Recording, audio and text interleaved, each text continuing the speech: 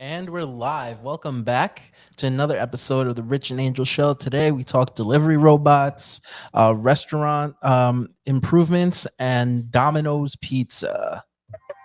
Rich and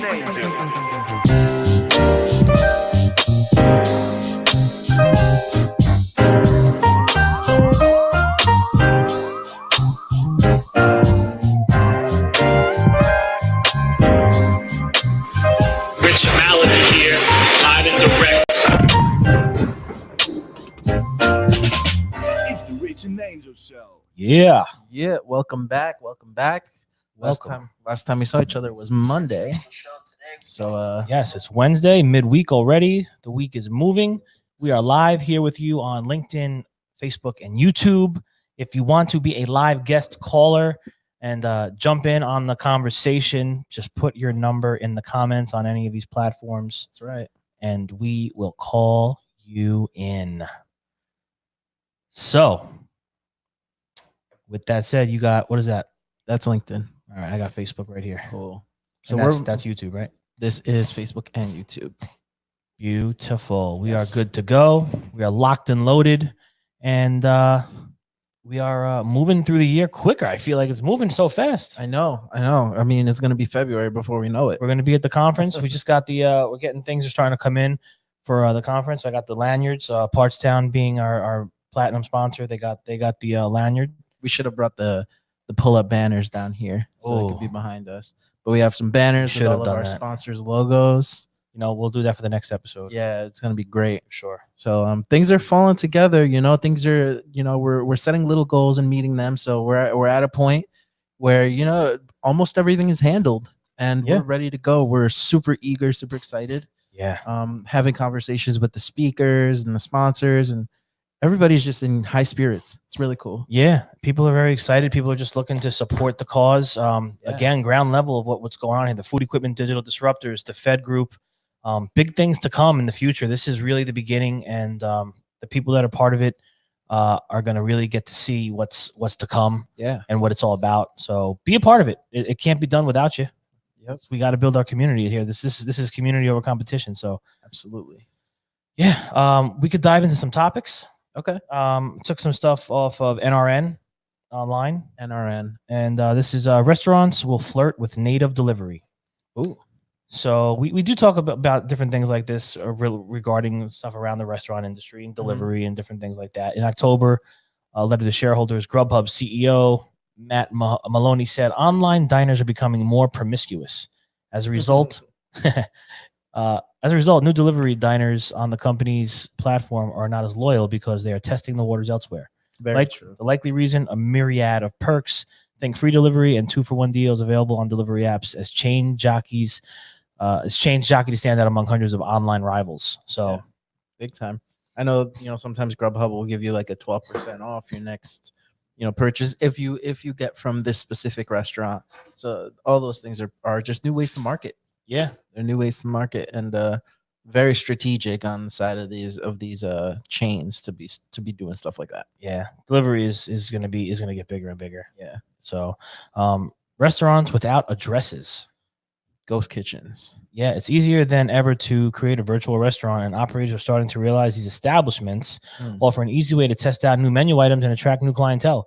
So while operators could go at it on their own, third-party delivery leaders such as Grubhub, Uber Eats, DoorDash are using their data to suggest concepts and shepherd operators through the process.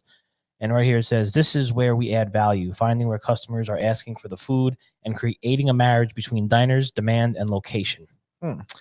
So yeah, I mean, we talked about this a couple of different times, but restaurants without addresses, it's very intriguing to me. I'll tell you that for business. Yeah. Yeah, I mean, it's kind of like the idea of a clothing store without an address. I think things are just moving into that direction. Clothing stores obviously have been selling online for years now, but I guess restaurants are next. Yeah, I mean, it makes you wonder, like, what does the future really look like with malls? Right. Do you go to the mall? On Once in a occasion, while, right. But it's less Much for less shopping. than ever. It's not really for shopping. It's like for the experience, and maybe I'll get something. Maybe just to walk around, get out for a little bit. Yeah. And then you got the food court there. Yeah, I mean, I never go to the mall. I just for the holidays, and I don't go right in the beginning. I go don't near go the end for of the month. any busy times. Yeah, well, I go for towards the end of the month, it wasn't too bad, Yeah. honestly. No, right around the 23rd, I'm talking. I think that threshold is kind of hitting where more people are shopping online than going to stores now for the holiday season. Oh yeah, Amazon. Yeah, That's it. yeah. I think we're really getting to that point. Like, virtually nobody goes to stores besides teenagers and people that are just they're focus minded on getting one specific thing. Yeah, for sure. Yeah. And the next one is delivery robots accelerate. Delivery robots. So, with a tight labor pool expected to rage on in the new year, consumers in major urban markets can expect their next meal being delivered from an autonomous vehicle or a delivery robot. What does that mean? The question of whether or not AVs are coming is no longer a question. Autonomous vehicles are going to eventually reach very broad adoption.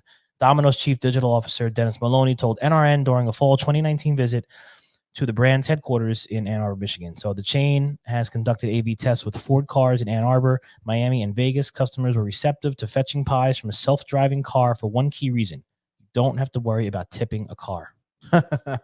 Yeah. Wow. I mean, I've heard about Domino's doing pretty much not necessarily self-driving, but they're having vans with the ovens inside, so it gets to your door like piping hot, still fresh.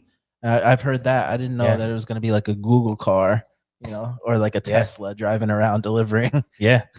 So it says that test with Ford is over. Domino's is now moving to unmanned autonomous rovers, as is Postmates, the Northern California-based third-party delivery company, is testing a rover unit in LA. Oh, I know what you're talking about. So it's think more of Mars rover, think less of Google car, right? Like these little things that are just going to be driving through the city. Yeah. Yeah. Wow. And they're probably going to have, for the food service industry, there's probably going to be some kind of built-in warmers, right? Whether it's Carter Hoffman or I don't know, Metro or somebody, right? That'll just insulate the heat. Or I'm sure it'll be an actual electric style warming cabinet built into the car. Now, I imagine. Now the keep it piping hot. Yeah, that's true. The what do you call it? Villain in me thinks automatically goes to like, well, what if somebody just like grabs one as it's rolling by? You're just like, oh, there's a pizza on its way to downtown, and you're in like the East Village. You just, whoop, I'll take that. Yeah, I mean, I'm sure that's something they thought of. I'm sure there's GPS on every vehicle, tracking device. I'm sure there's cameras. I'm sure there's all kinds of things to make to get caught. Right. That would be a good little gig to have. Yeah, and that security system must be crazy. Little GoPros in each one of them. So yeah, who knows what that's gonna end up. Yeah, with. I'm curious to see what it's gonna look like. Machine learning and automation will go mainstream. Automation and machine learning will reach new levels of acceptance in 2020 as more brands adopt these technologies to improve back of the house ops and enhance frictionless ordering for customers. Let's see. Kiosks and mobile apps are especially attractive among Gen Z and Y, digital savvy demographic that prefers dealing with machines over humans. So in 2020, big brands, McDonald's, Domino's, TGI Fridays, Chipotle will take frictionless ordering to a new level through automation. Yeah, I mean, right. You think about Applebee's and stuff like that. You can just check out. You don't even have to call the waiter over. You just swipe your card. You can even split it up right there in the little monitor. Yeah, there's no reason to talk to your waiter anymore, really. Right. And it says here, McDonald's is testing automated drive-through technology powered by AI and testing automation in the kitchen to increase efficiency and reduce steps for employees amid labor shortages. Wow. So, well, see, it's crazy how everything ties together, right? Because when we were talking a few weeks ago about raising minimum wages, it's like these are all forms of AI that are going to have to be fixed, first of all. But then also that are going to be taking the jobs of the people that you could be hiring for $15. Instead, you can just invest in this AI, and you don't have to spend that money on employees. Yeah, I mean, that's where I think the conversation is. Right. Employees versus robots, right. Stuff like that. I mean, you're still going to need people there to obviously handle transactions and be there to monitor things. And I mean, you still need people. Right. But less. Right. Oh, definitely less. Definitely less. Yeah. I mean, you're looking at maybe half within like 5 years. I'd say maybe half the waiters are going to be needed. Yeah. I mean, managers obviously still need to be there, need to run the actual store, but short of that, I mean, this is a big change, especially in the fast food world. Yeah. Like fine dining obviously is going to stay the same. They're going to want that interpersonal kind of thing. you know, any random request that somebody might have going into when you're paying $1,000 dinner, you know. Oh yeah. So that's crazy. Yeah, listen, the world is changing. We keep talking about it. You know, we have a lot of stuff talking. We're talking in the Fed group. Yeah. There's a lot of, if you're not in the Fed group, you know, we talk about different things there. We talk about different ways to put your content out. We just had a post up there for a sneak peek. Yeah. Where I just posted about posting content of stuff that's, you know, giving a little snippet of what's to come, kind of enticing people. I'm getting all kinds of phone things here. But you get tidbits, you get insight and different things, and people are sharing and people are asking questions. And yeah, I mean, it's creating hype, right? Like that's the idea of like a sneak peek. It's just you want to be able to have that allure of like, oh, this looks cool, but I don't know what it is. It's a movie trailer. Yeah. You know, that's really it. And I think that there's all sorts of cool stuff that we talk about in the Fed group like that. Oh, yeah. I think that are really applicable, like immediately. Like you can read it and then be like, oh, I'm going to do that for my company, and then just take part in it right away. Yeah. Oh, for sure. Yeah.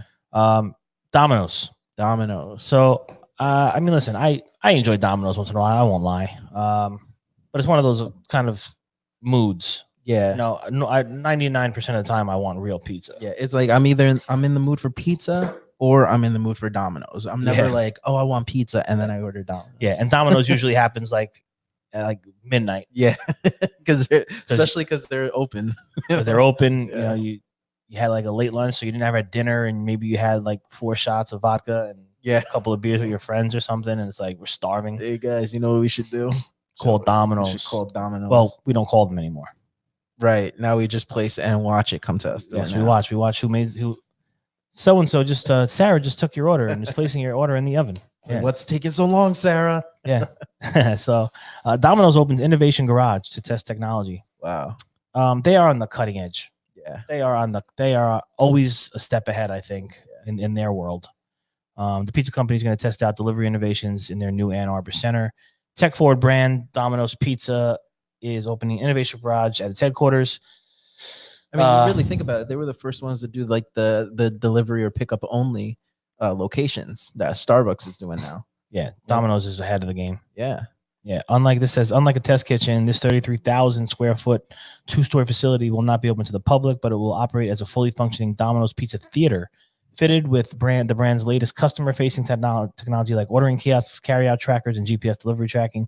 As a pizza company with a focus on technology, we want our team members to have a workspace that encourages experimentation and fosters an environment to take risks, test innovations, and fail fast so they can bring their best cutting-edge ideas to life. Wow. For the brands, customers, and stores. Now that's innovative. Now that's innovation when it comes to like running a big corporation. That's real innovative stuff. Yeah. Oh, yeah.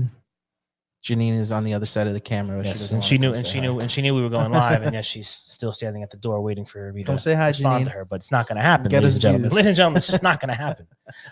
As we continue to roll through this, Domino's takes cue from Uber with GPS tracking of pizza.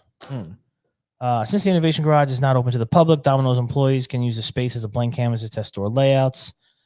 Beyond the previously announced R2 vehicle, Domino's would not elaborate much on future technologies, keeping some tight lip over there.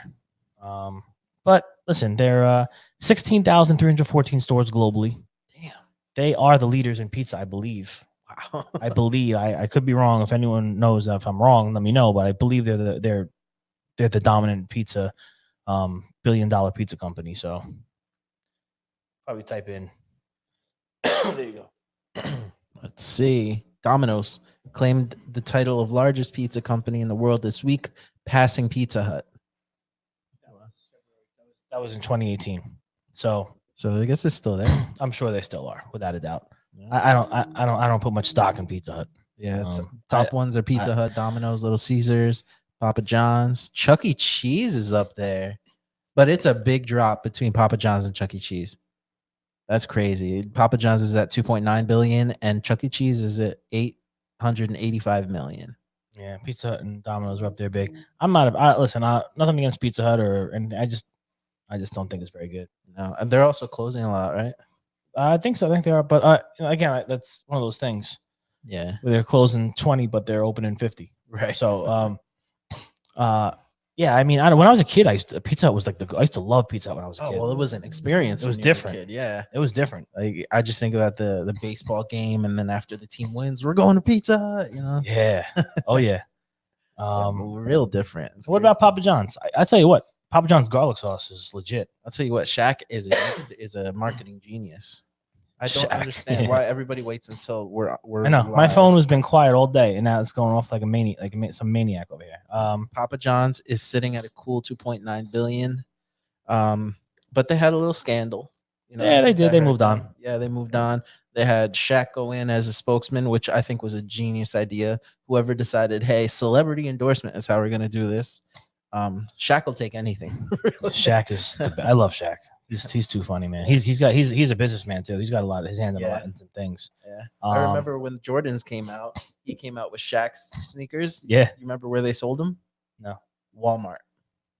I do remember that. Now you say it. Yeah, I remember I had Shaq's because I couldn't afford Jordans. But the thing was like it was moving mass. Like he was moving mass, whereas Jordan was like trying to be, you know, super elite and premium and stuff. Like And Jordan still is for sure. it is, yeah. Yeah. So to turn the tides here on some of this stuff, this is something that we deal with here. I think it's an industry wide problem, and it's about van organization for technicians. Interesting. I pulled this off a website. How van organization can benefit your company. So you're running service technicians, you're running 5 techs, you're running 20 techs, you're running 100 techs. It doesn't matter. Yeah. Cleanliness.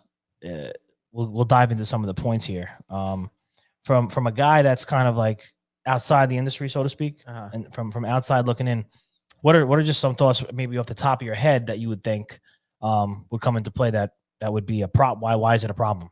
Well, I mean, I think it's a reflection of the overall the way your business is run, right? So like if I'm restaurant manager and then the guy that's coming to fix the ovens opens up his truck and things are falling out all over the place, I'm like, this guy doesn't know what he's doing. He has no clue what he's doing. Yeah. He can barely hold himself together. Yeah. It's very true. Yeah. So I mean, it just comes off way better if it's nice and neat. It's like, oh, this guy must know what he's doing because he knows exactly where everything is. It's just the idea of being meticulous, I think. Yeah, It's super true. Super true. As a contractor, you understand the importance of organization between your office, paperwork, appointments. There's lots of things to juggle on the job. One of the most important aspects of the business starts with your work vehicle. We have guys that are really meticulous. We have guys that just throw things in and things pile up. And you know, when you have so many moving pieces, when you're talking about the paperwork, the scheduling, you have stuff going on in the office, you have meetings, appointments, email, all these different things. Some things do fall to the wayside. Of course. For us, for a long time, the vans kind of did. This year, Game changer. I take a stand. Yeah. Results 2020, baby. So we're going to be really enforcing the cleanliness, a place for everything in its place, and we're going to be having scheduled days where these guys are going to come in and we're going to go over it. And if they're not up to par the way we left it with them, well, things are going to happen. Yeah, I mean, it's a big deal. You know, like it's your essentially your room. It's your office. You know, and like a messy office is something that's hard. It's hard to work in. I think it's also a mental thing of like have a clean van, have a clean mind. Sounds kind of lofty, but I agree. Yeah. You know, it's and when you put a van on the road, it's an investment. Yeah. For a company, any service company of any size, when how many new vans? I got 3 or 4 new vans last year because we had the fleet coming to an end. It was old, so everyone's getting into these new Ford Transits. But this is an expense to a business. Right. It's a big investment, and we need to ensure it's well organized so it benefits the technician that's working, right? Because he wants to be able to find things. Right. You know, we want to get in and out of these customers, you know, efficiently. Right. Yeah, it'll make your job harder, right? If you have everything everywhere, you can't find the tool you need. You're gonna be Tools, there forever. parts, Yeah. you know, whatever it is. It's hard to find these things, and then on top of that, it hurts the company because, first of all, what you're saying, you know, if you're the customer and you're seeing what the hell, or just a passerby, it makes first of all it makes us look very very very bad, very unprofessional, and you know appearance matters. Right. And then on the other side of the spectrum, profitability. We need to, you know, my number one job is to make sure Malachi Parts and Service is profitable. Yeah. And I think even more so from an employee standpoint is like it doesn't belong to you. If you quit your job here, you don't keep the van. You know, that's like me taking this like Roadcaster thing and like I'm eating lunch and lunch gets all over it. You know, I'm throwing it in a drawer somewhere. Like when I leave here, this isn't coming with me. So like I need to take care of it for the business's sake, you know? Of course. And it's something that it's a responsibility. It It's why is. you get paid. It's a big responsibility. Yeah. And this is the technician, that's their office. Right. You know, you want to feel good when you get in that van. Right. You know, that's a sense of good feeling. Some of the benefits of van organization. An organized work van is the foundation on which you build the rest of your business. It's the way in which you transport the people and tools you need to get to the job done. If your vehicle is in disarray, you run the risk of money and equipment loss, and you may unintentionally endanger your technicians. Yeah, I mean, you know, what happens if something is bouncing around and stuff? I mean, different things. You just don't know what's going to happen. I didn't think Things need to be secured. Right. You know, these guys, especially refrigeration guys, they're riding around with Freon. Yeah, You know, that's refrigerant true. tanks. I mean, Safety. I didn't Yeah, so think things of need to be secured and properly stored. that. Right. Safety. A well-organized commercial vehicle is a safe vehicle. Loose tools in the back of your van are dangerous. And like we just said. And then we go to inventory management, which is something that I've struggled with. Have you ever been in any other jobs or any careers where you were I involved with was inventory? when I would go into the headquarters for US Elite, it was all apparel, shoes, you know, rock climbing gear. So I saw their secondary warehouse, but I didn't see the primary. Were you directly involved in any of it? No, right? No. But yeah, I mean, it's the word inventory is easy. Okay, we got inventory stuff, but the execution is not as easy. Yeah, I mean, the closest I ever came was retail at the mall or something. Where you have to take inventory of like all the accessories. Yeah, I did that when I had a fight with my father. I quit back in my early 20s. This is only one time. I've quit many times here, but I ended up going to Short Hills Mall and I worked at Guess Oh God. for I don't know, maybe 8 months. Yeah. And 8 months in that 8 months, it took me to Black Friday. Oh wow. And I never went back after that. I just stopped showing up. Yeah, People well- were animals. They were launching T-shirts across the room. I said, "What is going on here?" Yeah, and this is pre-internet. Oh yeah. This is when I was 23ish, 22, 23. Oh yeah. This was what 2002, 2003. Wow, I was in 8th grade, man. Yeah. Yeah, dude. Yeah, no, I mean, retail there's a huge turnover rate in retail, especially when it comes to Black Friday. People just won't show up. They'll just stop showing up, and you just assume they're fired. Yeah. Like, I worked at Hollister. Oh, one of my favorites growing up. Yeah, I worked there, and they just stopped scheduling me. They just like eventually is like, all right, I guess I was seasonal or something, you know. But they don't bother firing people or even anything. They just it's so funny. So inventory management. Organization also helps you manage your supply inventory. When your tools and equipment stay in the same place, it's easy to know when something should be restocked or replaced. Keeping track of everything up front to avoid the need to repurchase expensive tools. That's another thing that has happened here. Things go missing. So now we do have a little bit of a process. You know, we have like the flu analyzers and different things of that nature that need to be signed out. Yeah. You take it. That means you're responsible for it. You sign the sheet that said I'm responsible for this tool. If anything happens to it, breaks, loses, you're responsible. You're going to have to reimburse us for that. Because you know what? It's only fair. Yeah, and you know what? Because it's happened so many times, and it's very disrespectful. Right. At the end of the day, It's also like you have to consider as a business owner, right? The possibility that all your stuff could break at any given point, and if your company continues to grow, how are you going to offset that money lost? Right. It's like you can only do it for so long before it's like something's breaking every week. yeah, these things are not cheap. I mean, you get a flu analyzer; these things could be $800. I mean, that's expensive. And then with the inventory management, we're in the business, we're in the world of now. Right. When you call for something, you expect it to be, handled as quick as possible. You have to be handled within a day at least. Right. In this industry, some people don't want to hear about a day; they want to hear it an hour. And you want to make sure the inventory is proper. If we're giving you inventory for a key account, be it whether it's a Chipotle account or a Qdoba account or whatever you guys are servicing, and you have a national chain or a key account, we gave you things and you're using stuff and you're not talking with your parts department and your service managers and things aren't being replenished properly. We're gonna get in trouble. We got comments? Yeah. Speaking of reimbursement and stuff like that, or equipment breaking, Shannon's like says we make them buy it by taking the money out of their paycheck. Exactly, and that's what we do too. Yeah. Yeah. We'll tell them, listen, this is gonna come out of your checks. If it's really expensive, we'll probably say, If it's $800, hey, listen, we're going to take, 150 Oh, it's a a week good or something. compromise. Yeah, just So it doesn't breaking kill it them. up, yeah. But we absolutely, Shannon, we take it from their checks. We let them know. And last year we put a handbook in place. Everyone signed it, so they know about these tools. Right. And we also have a separate sheet that I put together that everybody signed that states when this is in your possession, it's yours. You own it. You break it. You lose it. You buy it. Right. And this wasn't always the case here because it was. I don't want to say it was free for all, but that's the best way to describe. Things are free for alls. Right. Because we're so busy running the business, it's like, all right, don't worry about it. But we'll figure out. Keep moving. Keep moving. We got to keep going. Now that I've been able to put different people in place and I've been able to take a little back seat, we could actually pay attention to some of these things. But the inventory management, I don't want to move off too soon because I know people are interested in that. Yeah. Putting the right parts in the place, and you're monitoring these things, and you're looking at what you've sold over the last year, over the last 12 to 18 months, and you're seeing what you're moving, and you want to make sure that stuff stays on these guys' vans.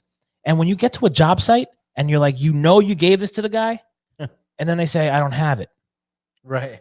It's killer. I mean, listen, sometimes we're lucky enough to have one sitting on the shelf in the warehouse. I have a parts runner. I parts run it out. Shout out to Freddie, who's making that thing happen right now. Getting parts to our technicians when they need them. Let's drop a bomb for Freddie. Freddie. Boom. So in here it says, in addition to proper organization, it's a good idea to map the contents within your van, clearly label each drawer, shelf, cabinet to improve inventory management. Simply stick a piece of masking tape on each storage unit. Not only will this aid organization inventory, but with labeled equipment, you can save a lot of time in your search for tools. That's the other thing we were briefly talking about. These guys, sometimes you open the van and they're climbing over boxes and old parts and different things. And it's like, why are you doing this? And then the key, one more thing is, I'm busy. We're very, very busy. Right. Okay, I get that, but that's not an excuse. Right. It does not take hours to go like this. Garbage. Right. And it'll also save you the time in the long run of having to clean your whole truck out at once. Yes, keep at it. Keep at it little by little. Alexander said something. He said, we will continue to repair the food equipment. We will also start repairing The robots. Yeah, I mean that's a good point. I've reached out to 2 robotic manufacturers just to say hello. If you want service on your robots that you're making, like the different arms and everything, right. Would love to get my technicians trained and be your service provider and maybe even help facilitate other stuff across the country for you. I have never heard back from any of them. That's a huge opportunity. I'm going to look these up and we're going to call them out. Yeah. We got to get them on the show. Yeah, the people that are making the arms that make the drinks and all that. Yeah. Stuff. Yeah. I know Middleby has the company that they bought. I can't, off the top of my head, I can't recall the name, but we should try to get some of those guys on the live show and talk about some of this stuff. Do you think that they have their own service? Maybe that's why, like, they're sending out, they're dispatching people. Possible. Maybe It could be. Yeah. It could be possible. I mean, I find that to be very hard though, because when you're a manufacturer, you're not in the service business. Right. You're not. Same thing. You're not. When you're a manufacturer, you're not in the parts business, which is why over the last 20 years you saw everything consolidate to Partstown Heritage, because manufacturers will tell you, and correct me if I'm wrong, ladies and gentlemen, but they'll tell you we don't ship parts. Right. We're not good at that. That's not what we do. Interesting. And Partstown and Heritage facilitated a need that they saw coming. There was definitely a vision there. Do you think that there is maybe a possibility that it's just not that big of a product yet, that they can still kind of afford to do the servicing, and maybe as it grows, they'll need to hire out? Could be it's just not out in the market enough. Yeah. But I think they should still be reaching out for a network to say, hey, we're here. Yeah. It's coming. Big time. And maybe we'll train some of your guys. Yeah. Just so they can see it, even if it's like a webinar. Yeah. Just to get our feet wet. Right. But next thing is on this list is branding. When a customer sees your work van, this is what I think we talked about early on. You said when a customer sees your work van pull up in front of his or her establishment, they instantaneously form a first impression of your company. Big time. Keep your vehicle organized and clean to ensure your first impression is a good one. An organized van signals professionalism and demonstrates that customers can rely on you to get the work done quickly and correctly. Interesting. Use your work van as an opportunity to wow your customers and enforce your brand. I am all about brand. Putting out the new vehicles, I keep it very simple with our logo. Yeah. I don't want to do anything. I want to keep it clean, neat, and simple. I'm not doing all these crazy wraps with all kinds of flames and all these different things. If that's you, that's fine. Like, I'm just saying this is for me. Right. I like clean, classic, and simple. Yeah. What's that company? It's like with a K. It's like Ketra or something like that here in Bayonne. They're doing a lot of construction work. I don't know what kind of company it is, but their vans, all of them are black, and they just have the logo in the center, and then they have some contact I information. don't know it. You have to point it out to me next time you see it. Yeah, I'll show you. But I love it. I fell in love with the logo and everything, and I just, Clean and simple. Yeah, and they're probably nowhere related to this industry, but I want to know what they do. Yeah, and it's it's easy on the eye. Yeah. You know? So when I put it out, it's just our MPS Malachi Parts and Service logo.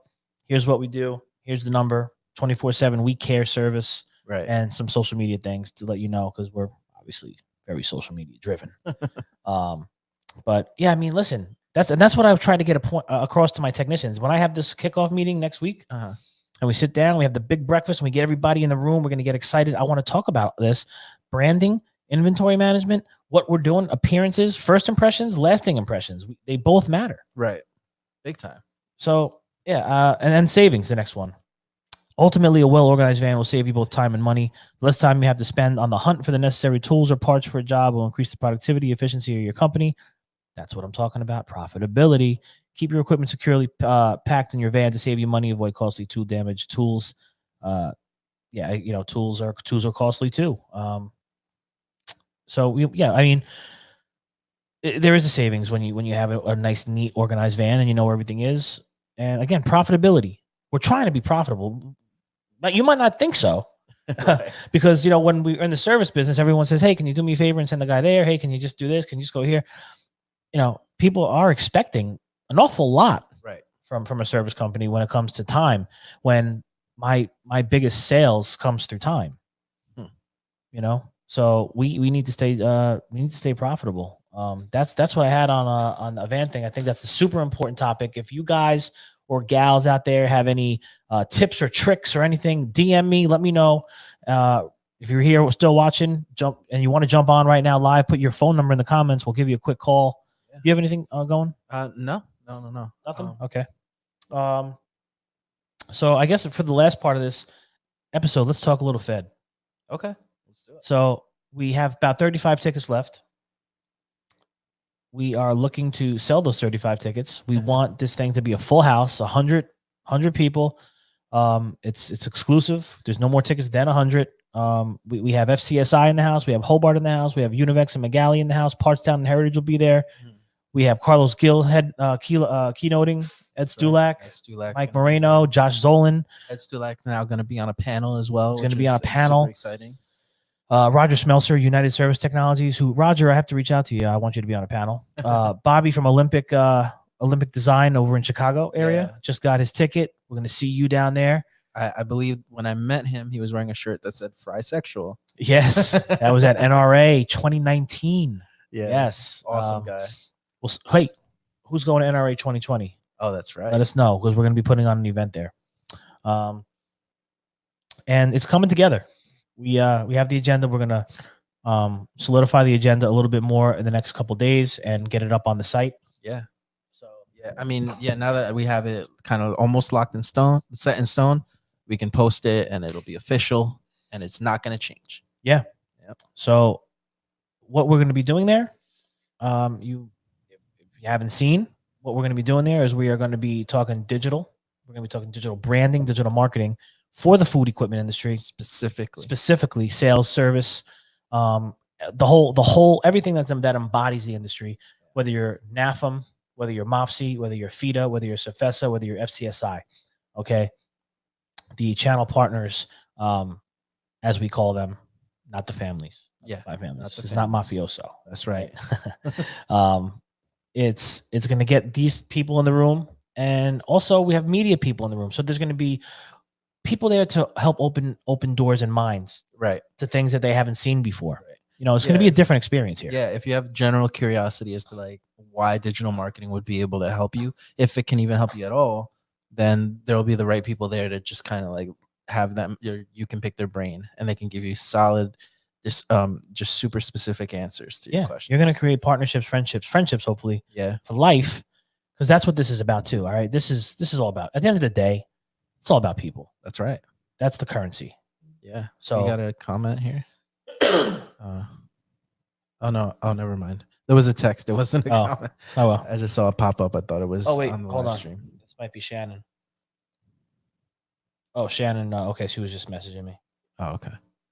We Gotcha. won't read that. Hey on Shannon, air, I got your message. I will reach out to you shortly, and I'll get you that information. Mhm. So yeah, I mean, this is going to be about this is an experience, and we're really going to be breaking things down. It's going to be fun. Yeah. Okay, we want this to be fun and upbeat. We're going to be 2 full packed days in this room. Yeah. All right, we got 2 books we're going to be giving out. Carlos Gill is going to be giving out the end of marketing. So if you don't have it, don't get it, because you're going to get it if you come to the conference, and he's going to do a book signing for you, along with Josh Zolan as well. The Blue is the New White, and you know, the power of branding, the power of marketing. We're seeing it here. We're living and breathing what we're talking about. We're practitioners. There's opportunities happening for us every day through these media channels. Yeah, I mean, I think it's fascinating how many opportunities we have had because of this, and just getting to share that with people is gonna be really fun. Just because I want people to experience what we're experiencing, it's like this new fun way to do things that can be really beneficial if you use it the way you want to use it. Yeah, I mean, we're doing business. Yeah, and we're having fun doing business, and that's what for me, business should be fun. Right. If you're not having a little fun throughout the day and smiling and enjoying it, you're probably in the wrong business. Right. We're having fun doing this stuff, you know, and it's not easy as we're growing, getting bigger, and different things moving all over the place. It's travel. I think that's an important distinction, right? It's fun, but it's not easy. It's not easy. A lot of people are assuming that because we do this and it looks fun, that it's a cakewalk. Right. You know, like, this isn't easy to do. We had to figure this out, you know, month after month after month. So oh yeah, I mean, yeah, and that's remember, you think back to that dinner we went to where it was like, after you're done having fun, Rich, what's the bottom line? Right. So after I'm done having fun, which I'm never done having fun, by the way. Just to put that in context, we went to an event where Rich had a little intimate dinner with people, and somebody actually said that to him, you know, like, oh, so I get it, you're having fun, but after you're done having fun, what's the bottom line? Yeah, exactly. And I think there's a misperception. I think he's not listen, he's not the only one who thinks that. Not the only one. You're seeing us on this video like right now. Those guys are having a ball. What's their business look like? I promise you, my business looks strong. Right. Okay. Right. We have strong numbers reported again for 2019. Another big year. We're projecting numbers bigger, much bigger than last year. We're on the come up. We're growing, and my finger's on the pulse. Okay, and I have people that care around me. So when you have your finger on the pulse of your business and you have people that care around you, good things are going to happen. But you got to stay vigilant in the tasks, the day-to-day tasks. Right. You know, you got to have people in place. You can't think you're going to do it yourself. If you're sitting in an office running service and you think you're going to run a media thing, you could forget it. Right. Yeah. Because I thought in my head, I'm like, I think I could do that. But then 2 years ago, I realized, no, I can't. Right. Yeah. And it's easy to start getting that momentum. If you feel like you can do that, go after it. Start gaining that momentum, and the right people are going to come to you anyway. Yeah. To start, listen, you could find 15 minutes a day. Yeah. You know, you go to lunch, you jump on LinkedIn and you say, hey guys, just want to give you a little update into my day. Right. And talk about what's going on in your day. I guarantee you're going to bring value to somebody, and that person is going to tell somebody else. And all of a sudden you're going to start getting connections. You're going to build an audience around you and ultimately your business. Exactly. And then opportunities are going to begin to happen. And that's, again, down at the Fed conference in Miami. We're going to be diving into this. Angel is on the ticket. He's going to be giving a talk on the 4 pillars. What are the 4 pillars? Four digital platform pillars. So yes, LinkedIn, YouTube, Instagram, and Facebook. We're going into detail about how to use each one, when to use each one, what the best tactics are for each one. So it's going to be a lot of fun to just talk facts with you guys. Yeah, and I think that's going to open up a great. This would be a very engaging, I think. Yeah. Talk, which will be, you know, lots of Q&A. Yeah. Throughout. Yeah. You know, anybody can interrupt me and just say, what about this? What about that? And I'll be more than willing to engage with them and have a full blown conversation for everybody to hear right in front of everybody. Yeah. And I'm going to be giving a talk as well. It's going to I'm kind of going to base it around your why. Because why are we here? Right. You know, my why is the why we're sitting here. Our whys are going to be different than your whys. Yeah. So we're looking to build a business completely separate from Malachy Parts and Service. That's right. We want to do what we're doing to help propel Maliki Parts and Service to new heights. We want to build the business with the Fed Group that we know can, I think, bring channels together, bring channel partners together, For sure. help educate, bring value, and some entertainment Mm-hmm. through events that we're going to put on. Big time. And at the end of the day, help others. It's about helping others. That's what this is. My passion in life, and he knows it, and people here know it. I get so much joy from giving and helping. Even on Christmas when I was a kid, Yeah. I was Santa Claus. I used to dress up as Santa Claus when I was like 10 years old. My sister was like 3, and she didn't know. And I would come in because I used to love just like seeing faces light up when I giving, and I carried that in. I actually have video of that Do you really? on VHS. Oh, you have to send it to me. We have to It's figure on out. VHS. No, there's places you could convert it. Okay, let me tell you something. If you guys are watching right now and you want to see me dressed up as Santa Claus in 1991 on a from VHS, we'll convert it. Let me know. You got to DM me though. You got to DM me and tell me. If I get 5 DMs from different people, I'll do it. Oh, I can't. 5. You guys better DM them. 5 DMs saying I want to see you as Santa. I'm gonna open up fake accounts. Oh, see, now we got to monitor this thing. Authenticated.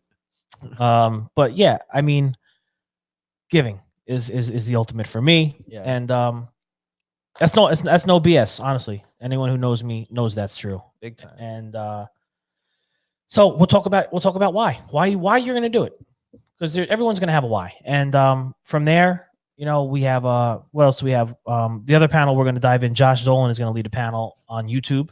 Yes. We're gonna be talking some YouTube and the importance for the food equipment industry. Yeah. And then the other panel is going to be about I wish I brought that exact saying down. it's like how to manage expectations between channel partners. Oh my god, did I remember that? Yeah. That's what it was. How to manage expectations through channel partners by the use of digital with media. the use of digital media. That's right. Boom. That is going to be. I'm really looking forward to that, because Yeah. at the end of this thing, we're gonna compile stuff and we're gonna bring it back to the table here. Yeah. And we're gonna put content out. We're gonna build the website through some of the stuff. We're gonna put executable items in play. Yes, we have an amazing video team that are friends of mine that are going to be coming to capture these moments so that we can all watch them. So even if you don't come to the conference in like the week after we get back, you'll be able to see the talks in full. You'll be able to see the panels in full. You'll be able to see like a nice little highlight reel. You'll be able to see a bunch of stuff. And Yeah. I'm so looking forward to that, because I want to be able to capture those things and then put them out into the internet so that we have like some consistent starting point for what the Fed really is. Yeah. It's And gonna be great. it'll really be able to develop us and I think make us legit. Yeah. So Oh, yeah. once we're legit, we're gonna be looking to do masterminds across the country. Again, I'm gonna mention this again: Women's Fed Powerment event, hopefully in New York City. And if you're watching, Katie from RSI, Katie, if you're watching, I would love to have you host it, Oh wow, that'd be great. because I know that's something that she wants to do. I listened to her on FER on the podcast, with the Heritage podcast thing. Yeah. I would love for her to, I'm going to reach out to her on that, but if she's watching or anyone hears her, I'm going to let you know. I think that would be super critical to have you part of it, because you've been in the industry a long time. You have some real good knowledge and background on how to speak to young ladies Yes. that we need in the industry, not just in operations, sales, but what about technicians? You know how Right. great a woman technician would be? I know Roger Smelser has, I think maybe 1 or 2. Yeah. I would love to have a woman technician. Right. We have women up in the office running the office here, so it's so important to have women in the industry, and that's why we want to put on the Women's Fed Powerment event in New York. So if you're interested, if you're listening right now and you're listening, if there's no women, I don't know who's watching right now, but if you're watching on the playback or you're watching now, if you are a woman and you're watching this and you're interested, DM me. If you are know of someone you think might be interested, reach out to us. Right. Let's start the conversation anyway, because summer's going to come here quick. I love it. I love it. I Yes. can't wait for that. So we got a lot of things on the pike, and then of course stay in tuned to the fedgroup.com for some interesting revisions. Yeah. I'll say call it revisions, updates. Updates, I think would be better. Yeah, updates. Some new things to come in 2020. We just love to see you guys down at the conference. 35 tickets left. 35 tickets. 35. They got to go. We need a full house. Yep. So if you're watching and you think you should be there, stop thinking. You should be there. I promise you, you should be there. Big time. And with that, I think I'm all out. I'm all out as well. I I'm glad we talked about the women's Fed Powerment event and the Fed group stuff. You know, it's great. Yeah. And with that said, me and this guy, we're gonna go show. We got some filming to do this afternoon, right. and we'll be bringing you some Gold Collar and some vlogs. So stay tuned. If you're not following or subscribe to YouTube, rather, go to youtube.com/MalachiTV and subscribe to the channel. That's right. All right. We're putting out this content and you're watching it. Don't be a freeloader. Hit the subscribe button. That's all we need. And that's it. That's how we're going to end this. Subscriptions. Don't be a freeloader. Hit the subscribe. And that's how we'll end it. Rich and Angel Show. See ya. Rich and Angel.